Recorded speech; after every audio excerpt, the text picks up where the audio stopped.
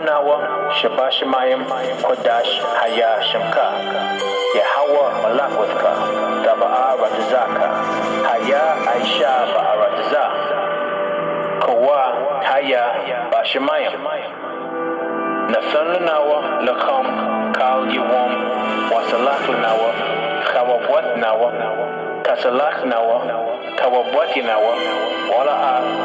Tabaya nawa banasayawan abong haushai nawa mayan rai kaya laka hamalakwa wahala wahatapa aras la iwalamim aman. All right, if you hated school growing up, this one's for you. All right, so school is not neutral. It isn't. School is it's the first institution that tells a child what they are allowed to be. And if you want to understand the story of ADHD, you have to understand this first. The school system came first. The diagnosis came later.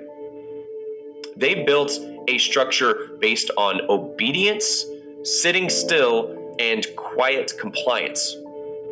Then they created a medical category for children who could not conform to that structure. So this is not a medical story. This is a system story. The Prussian model, it was designed specifically to take children and turn them into compliant factory workers and compliant soldiers. That is the DNA of modern school. And from the moment that a kid starts kindergarten, every single hour of that day is about shaping them to obey the bell. Sit here, don't talk, raise your hand, wait your turn, memorize this, regurgitate that. None of this is how children learn. Children learn through movement, through building things, through trial and error, through imitation of adults in real life environments. Children were built to learn through physical interactions with the world. But here's the thing, the system cannot control that. So what does it do? It replaced life with worksheets and standardized testing. And the tragedy is this, children who resist this unnatural environment, because that's what it is, it's unnatural. The ones who resist this, they are not defective. They are responsive.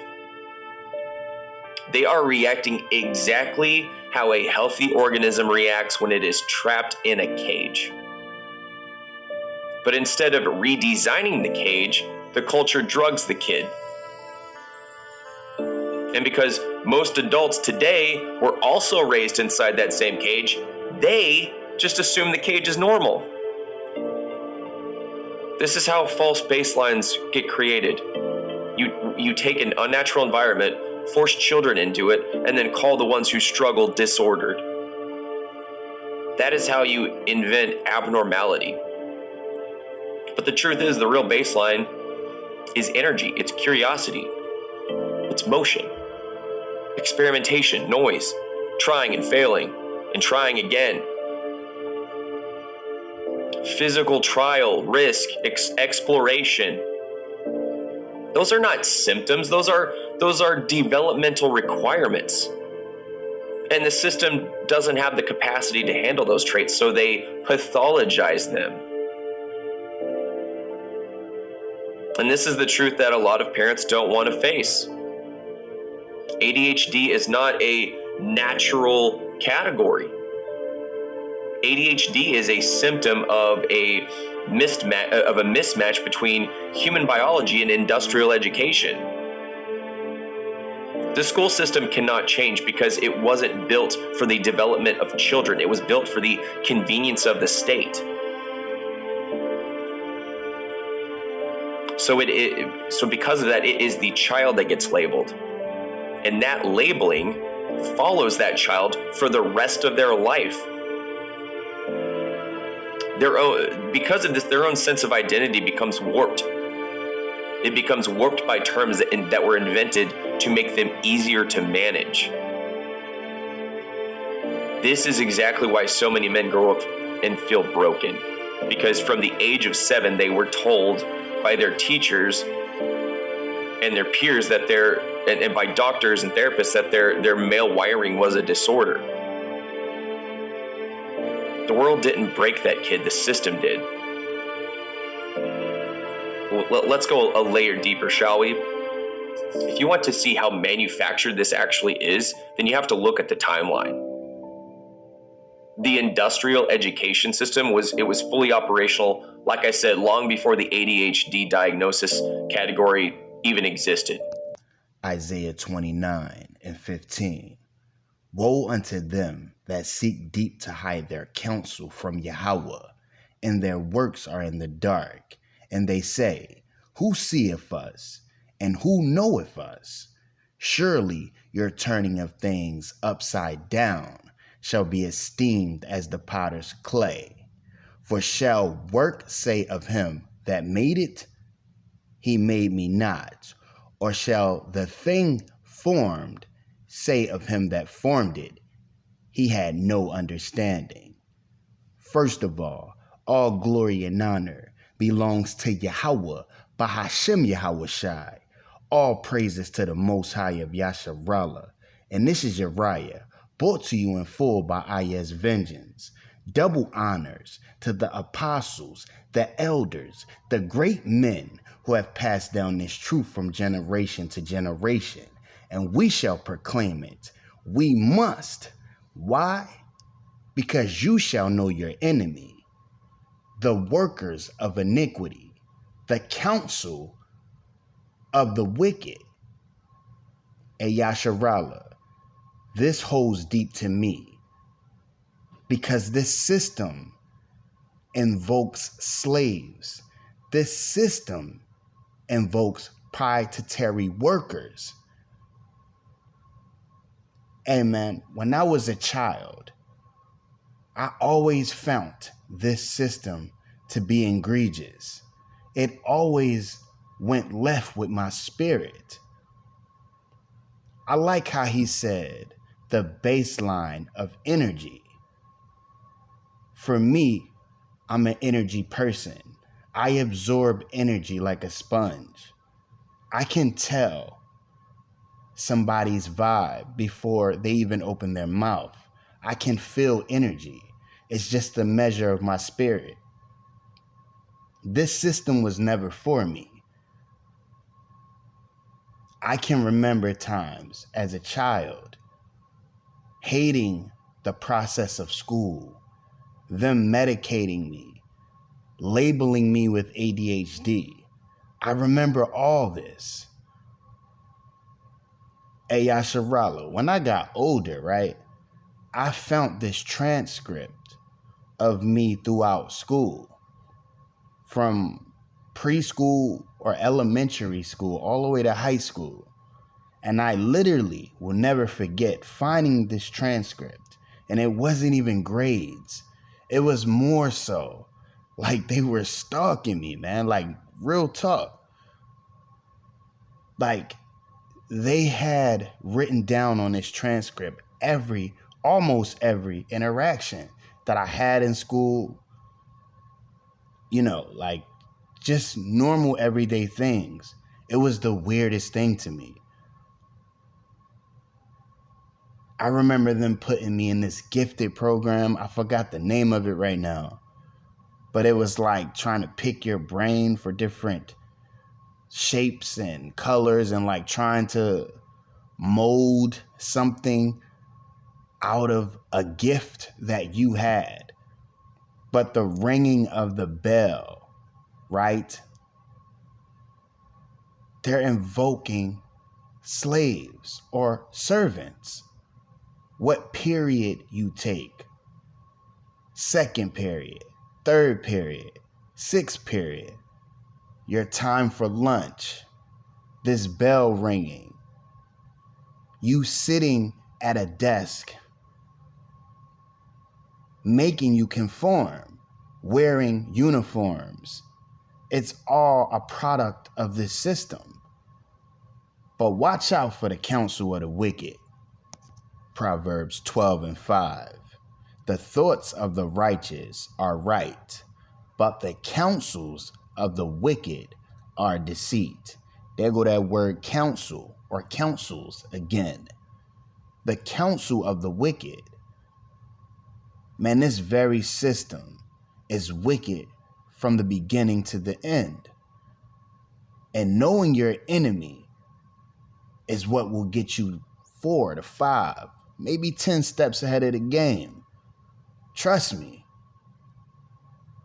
Even being a worker now, to invoke their system and the more wealth that they gain through your servitude. This whole system is the counsel of the wicked. You're 5 years old, and the world, it's a wonderland. A rock isn't just a rock, it's a dinosaur egg. A puddle becomes an ocean filled with magical creatures. You build kingdoms from couch cushions. 1 minute you're a knight, the next a princess, and maybe even a dragon before dinner. And the questions? Endless. Why is the sky blue? How do birds fly in perfect formation? What if dinosaurs could talk? At that age, you are everything. An explorer, a scientist, a philosopher, wrapped in one little body with wide eyes and wild dreams. But then, something happens. Quietly, gradually, no alarms, no red flags, just a slow erosion. You enter the system, and bit by bit, piece by piece, that wildly curious kid starts fading. The one who saw galaxies in mud puddles now learns to raise their hand before speaking. The child with endless questions gets told to ask during the right time. It's so common, so normalized, no one questions it. But we should, because what's happening is the silent theft of human potential. Here's the truth they never taught you. Our education system, it wasn't built to unleash genius. It wasn't designed to nurture creativity or produce innovators. It was engineered, carefully, deliberately, by men with money and power, men like John D. Rockefeller. Yeah, that Rockefeller, the oil tycoon, the monopoly builder. But his influence didn't end with Standard Oil. He had a much bigger ambition, shaping minds. In 1902, he created the General Education Board, backed by a fortune that would be billions today. But he wasn't interested in creating philosophers, artists, or leaders. He wanted workers, obedient, unquestioning, on-time, system-loyal workers. Before industrialization, kids learned by doing. A blacksmith's son watched, helped, failed, and learned. A farmer's daughter knew how to read the sky, work the soil, and understand life through survival. Learning was real. It was lived. It had meaning. But then came factories. And factories didn't need curious thinkers. They needed people who could follow instructions, repeat tasks, stay quiet, and not ask why. There's absolutely nothing better than checking off my to-do list for the day and deciding to have a cozy night in. After a long day, and especially when it's freezing out, the last thing I want to do is go grocery shopping. But then came factories. And factories didn't need curious thinkers. They needed people who could follow instructions, repeat tasks, stay quiet, and not ask why. So American industrialists copied the Prussian model of education, designed to produce soldiers, not thinkers. Children were grouped by age, not ability. Bells ruled their day. They sat in rows, raised hands, memorized facts, and learned to obey. Gone were the one-room schools where kids of different ages learned together. In came factory-style classrooms, first grade, second grade, third grade, like parts on a conveyor belt. The subjects, sliced into disconnected chunks. Math had nothing to do with science. Science had nothing to do with history. Literature stood on its own island. It wasn't sloppy planning. It was intentional. They didn't want kids seeing how everything connects. That might spark independent thought. And at the center of all this, Rockefeller's General Education Board. Their mission was never education. It was engineering people. Don't believe it? Their own documents make it chillingly clear. In 1906, they wrote, "In our dream, we have limitless resources, and the people yield themselves with perfect docility to our molding hands." Perfect docility. That was the goal. Not curiosity, not courage, not critical thinking. Just compliance. Frederick T. Gates, Rockefeller's right-hand man, doubled down. We shall not try to make these people or any of their children into philosophers or men of learning or of science. Instead, he said, we will train them to a perfectly ideal life just where they are. Translation: don't inspire them to reach higher. Keep them exactly where you found them. No dreams, no rebellion, no questioning the world they're born into. And when Rockefeller himself was asked about his educational philosophy, he didn't hide it. I don't want a nation of thinkers, I want a nation of workers. So no, it wasn't about education, it was about control.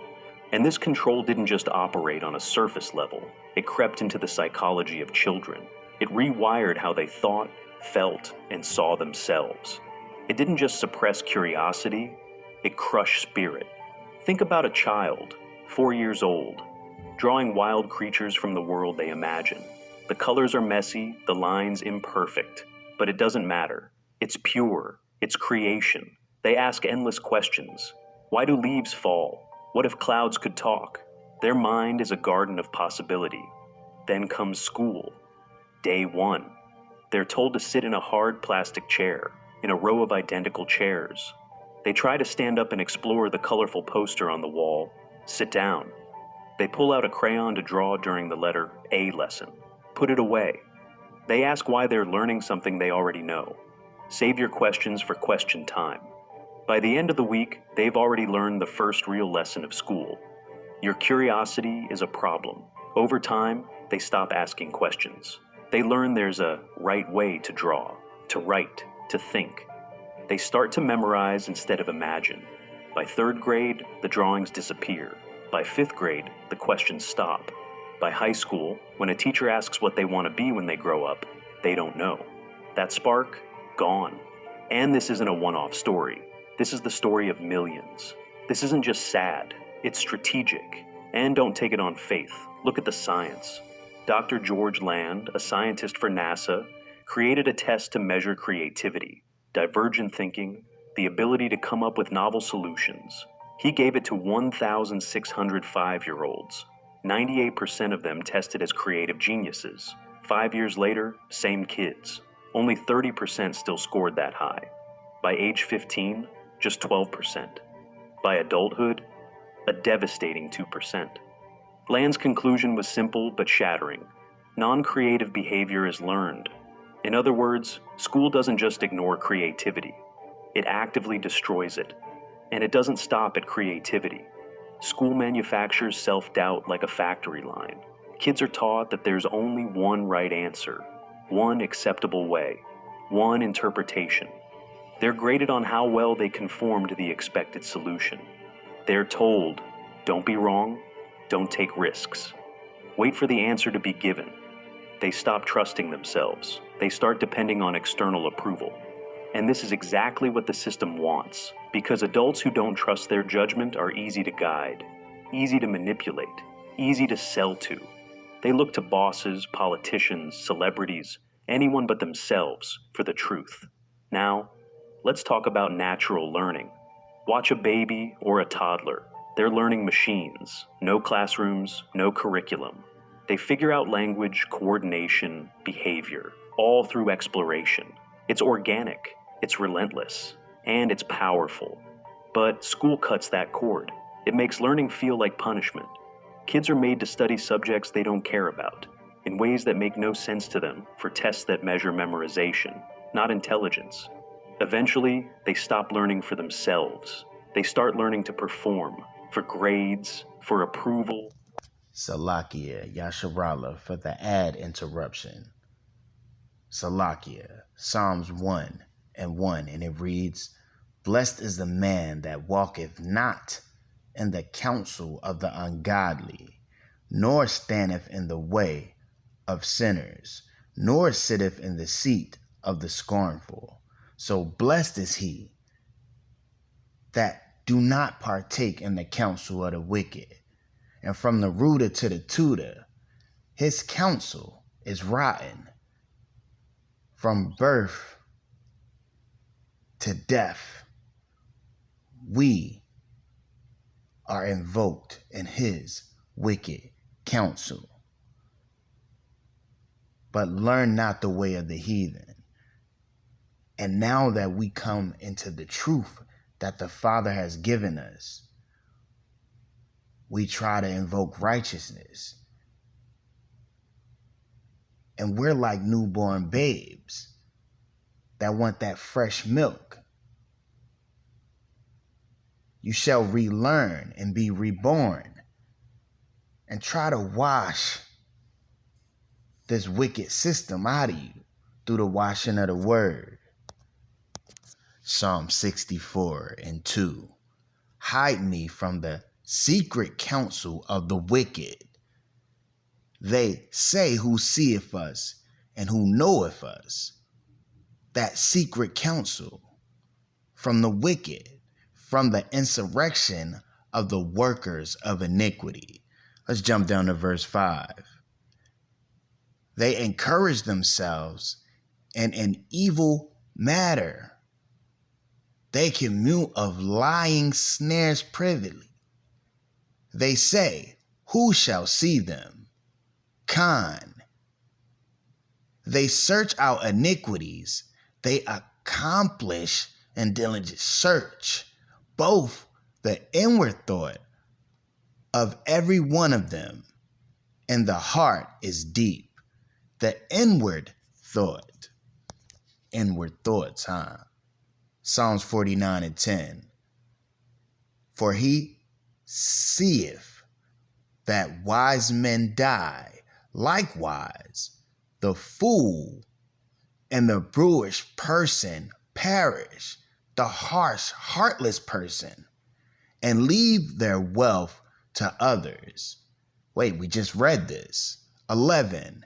Their inward thoughts. We just read this. Their inward thoughts is that their houses shall continue forever, and their dwelling places to all generations. They call their lands after their own names. Con. Ain't we living in the precious, wicked synopsis and reality of the wicked and their counsel? Final precept. Just a video that hits near and dear to me, and I know all of you, or a lot of you, Yasharallah, remain spiritual, because this battle is such, and this flesh is weak, for they try to make us succumb through their wicked system. Succumb in the flesh, the deeds of the wicked, but we shall persist in righteousness. Khan. All glory and honor to Yahweh Ba'ashem Yahweh Shai. Psalms 33:10. Check this out. Yahweh bringeth the counsel, there go that word again, the counsel of the heathen to naught. He maketh the device of the people of none effect. The counsel of Yahweh, what about the counsel of Yahweh? On the right hand. The counsel of Yahweh standeth forever. The thoughts, remember, we read about their inward thoughts. But what is Yahweh's? The counsel of Yahweh standeth forever. The thoughts of his heart to all generations. Blessed is the nation whose power is Yahweh Ba'ashem Yahweh Shai. You, Yasharallah, blessed are you, and the people whom he have chosen for his own inheritance. Khan, all glory and honor belongs to Yahweh, Ba'ashem Yahweh Shai, and remain spiritual, Yasharallah, and know the counsel of the wicked, for we are spiritual. The flesh is weak, but the spirit is willing. Remain spiritual. Peace, I'm out.